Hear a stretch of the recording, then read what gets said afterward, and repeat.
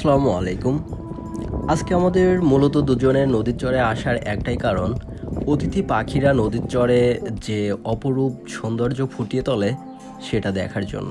পাখির নিকটে যাওয়ার জন্য আমরা হাঁটতে থাকবো। মূলত ওপার থেকে আমরা দেখে আসছি পাখিগুলো কোথায় অবস্থান করছে। হাঁটতে হাঁটতে আমরা কিছু কয়লার খণ্ড দেখতে পেলাম, যেগুলো খুব সুন্দর করে সাজিয়ে রেখেছিল।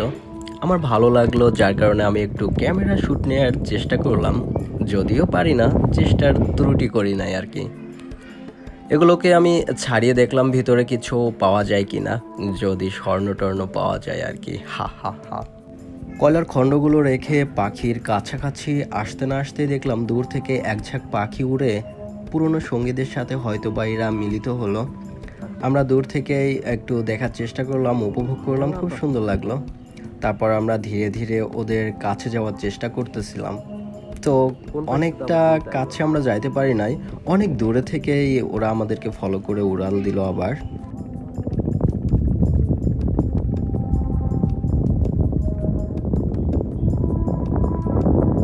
আইরে পাখির ঝাঁক মধুমতি নদীর তীরে।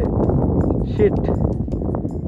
অনেক কাছ থেকে এদেরকে দেখার খুব ইচ্ছা ছিল, কিন্তু আমাদেরকে দূর থেকে দেখেই সব পাখিগুলো উড়াল দিল। দুভাগে বিভক্ত হয়ে গেল এরা। আমরা নির্বাক তাকিয়ে থাকলাম আকাশের দিকে, কিছুটা উপভোগ করার চেষ্টা করলাম, কিন্তু কয়েক সেকেন্ডের মাঝেই এরা এদিক ওদিক একদম ছড়াই গেল। কে আর করা। আমরা নির্বাক তাকিয়েই রইলাম, দেখতে থাকলাম এরা আসলে নতুন করে কোথায় অবস্থান করে। ভেবেছিলাম যদি কাছাকাছি থাকে তাহলে আমরা সেখানে আবার যাব এবং খুব লুকায়ে যাওয়ার চেষ্টা করব এবার। বাট এরা এমনভাবে ছড়িয়ে গেল যে এদেরকে আবার নতুন করে একখানে জড়ো করে উপভোগ করব এই সময়টা আমাদের হাতে ছিল না। যার কারণে আমরা আমাদের ওপারের সাইডের দৃশ্য দেখার জন্য দুজনে নতুন করে হাঁটতে শুরু করলাম। ওপারের সাইডের ভিউগুলো আসলে অনেক ভালো লাগে। দুজনে হাঁটতে হাঁটতে ওপারের দিকে এগিয়ে যাব এবং আমি এখন যেখানে দাঁড়িয়ে আছি এটা মূলত আমাদের গ্রামের সঙ্গেই ছিল, যেটা নদীগর্ভে বিলীন হয়ে গেছে। এখানে আগে অনেক জেলেরা বাস করতেন। যদিও তারা হিন্দু ছিল, বাট আমাদের গ্রামের সঙ্গে এদের খুব ভালো সম্পর্ক ছিল। হিন্দু মুসলমান কোনো ভেদাভেদ ছিল না, একসাথে উঠা বসা খেলাধুলা সবকিছুই তাদের শৈশব একসাথে কাটিয়েছিল। খুব হাসি আনন্দের ছিল তখনকার দিনগুলো। দাদার গল্পগুলো শুনে অনেক আফসোস লাগতো। এই এলাকাতে হিন্দুদের সংখ্যা বেশি থাকার কারণে এলাকাতে যাত্রাপালার গানগুলো একটু বেশিই হতো তখনকার সময়ে, এবং এলাকার সবাই এই জিনিসগুলো খুব উপভোগ করত। নদীগর্ভে হারিয়ে যাওয়া সেই মানুষগুলো যেখানে বসবাস করতেন, আমরা এখন ঠিক সেখানেই আছি। এখানে তখনকার সময়ে অনেক হিন্দুরা বাস করতেন, যারা এখন কোথায় আছে আমরা বলতে পারবো না। আধুনিকতার ছোঁয়া পেয়ে এখনকার যুগে থেকেও আমি আমার দাদার জীবনের গল্পগুলোকে খুব মিস করি। ভীষণভাবে মনে পড়ে সেই গল্পগুলো। যখন দাদার গল্পগুলো মনে করতে থাকি তখন কল্পনার জগতে আমি হারিয়ে যাই। দাদার গল্পগুলো এত মিষ্টি ছিল যে আসলে কত সুন্দর করে তারা জীবন পার করছে। তবে অনেক কষ্ট করেছে, তারপরও জীবনের যে উপভোগ করার সময়গুলো ছিল খুবই মধুর ছিল। এই নদীকে ঘিরেই দাদা অনেক অনেক গল্প বলতেন। তো সেই নদীর পাড়ে আমরা অনেক ফুটবল খেলেছি, যে ফুটবলের মাঠ এখন নদীর মাঝখানে চলে গেছে। কথা বলতে বলতে গল্প বলতে বলতে আমরা নদীর এপারে চলে আসলাম। দেখিয়ে পাচ্ছে আমরা ছোটোবেলায় অনেক মাছ মারতে আসতাম ডেকচি নিয়ে, ছোট বেলে মাছ, তারপর পিয়েলি মাছ, এইগুলো খুব পেতাম এইখানে। সামনে যে নদীর বাঁকটা দেখা যাচ্ছে মূলত আমরা এটাকে নালি বলে থাকি। এই নালিতে অনেক পানি থাকতো, যেখানে অনেকের ডুবোই চিংড়ি মাছ ধরতো, আর আমরা পাশে বসে পিয়েলি মাছগুলোই ধরতাম, কারণ আমরা তখন খুব ছোট ছিলাম। নদীর এই বাঁক নেয়া নালিটা 2-3 কিলোমিটার পর যে আবার নদীর সঙ্গে মিশে গেছে। নদীর পানি কমে যাওয়ার পাশাপাশি নদীর চরে জন্ম নেয় কিছু আগাছা, যেগুলো থেকে বের হয়ে আসে কিছু সুন্দর ফুল, যে দৃশ্য আমরা প্রতিনিয়তই উপভোগ করতে থাকি।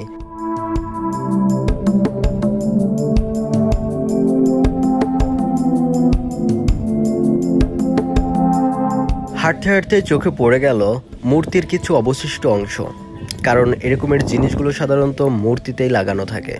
পুজো শেষ করে হিন্দু ধর্মের মানুষ মূর্তিগুলোকে পানির ভিতর বিসর্জন দেয়, তারপর এটা ভেঙে চুরে এরকমের নদীর চরের উপরে ছড়িয়ে ছিটিয়ে পড়ে থাকে।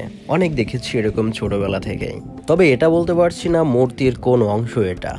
প্রথম অবস্থাতে আমরা যে কাঠের টুকরা, কয়লার টুকরা বলেছিলাম, সেটার পরবর্তী প্রসেস যে অংশটুকু ঠিক এভাবে কাঠগুলোকে ওরা ফেরে রোদে নেড়ে রাখে, তারপর এটা তারা বাজারে বিক্রি করে অথবা নিজেরা পোড়ায়। কারণ এগুলো সাধারণত কামারেরা ব্যবহার করে থাকে তাদের লোহালক্কর দিয়ে কিছু তৈরি করার জন্য।